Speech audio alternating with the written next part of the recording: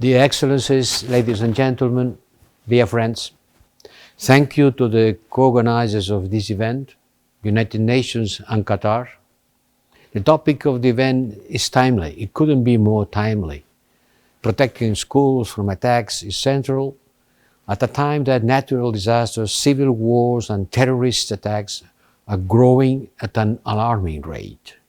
And the COVID-19 pandemic has still an impact on education, like with school closures and restrictions on movement of people. And after the events of the last week, with the Taliban takeover in Afghanistan, there is yet another pressing and concrete case to be worried about. In Afghanistan, grounded fears of attacks on schools and banning of girls from education. All of us will have to work together to defend progress made in recent years. 3 million girls are at school now, and to protect schools, school children, and the whole education system in Afghanistan. The European Union has always been committed to the safety of children and the protection of schools. The European Union stays at the forefront of the international mobilization for education in emergencies, dedicating 10% of its humanitarian aid to support access, quality and protection of education.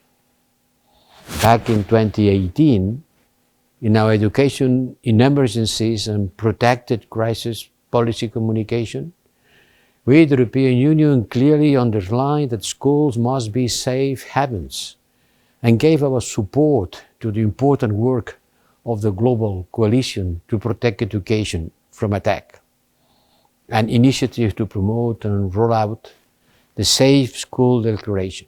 Our commitment translates into projects on the ground. In Nigeria, for instance, a program supported by the European Union promotes access to safe, inclusive and quality primary and secondary education for at least 80,000 children in more than 120 schools, targeting girls in particular. The EU has also launched the Building Resilience Education Opportunities in Fragile and Crisis-Affected Environment program to help children living in crisis-affected countries.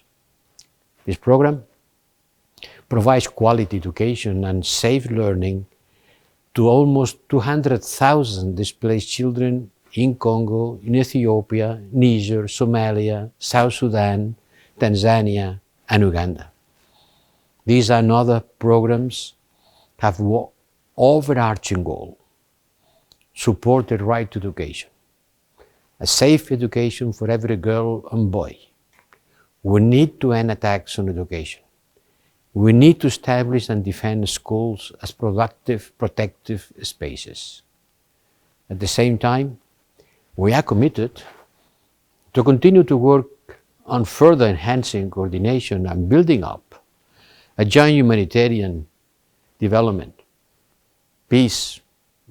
The European Union stays at the forefront of peace building and conflict prevention actions worldwide. To stop or prevent conflicts at an early stage. Ladies and gentlemen, a global mobilization is needed to achieve a stronger and flourishing education systems worldwide. Because one thing is clear: education is key for a better world. It's the basis of the progress, the basis of equality. It's key to improve and strengthen the quality and the equality of our societies, and to promote human rights, gender equality, sustainable development, and fair economies.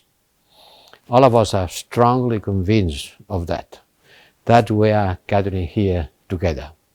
And I thank you a lot for your attention.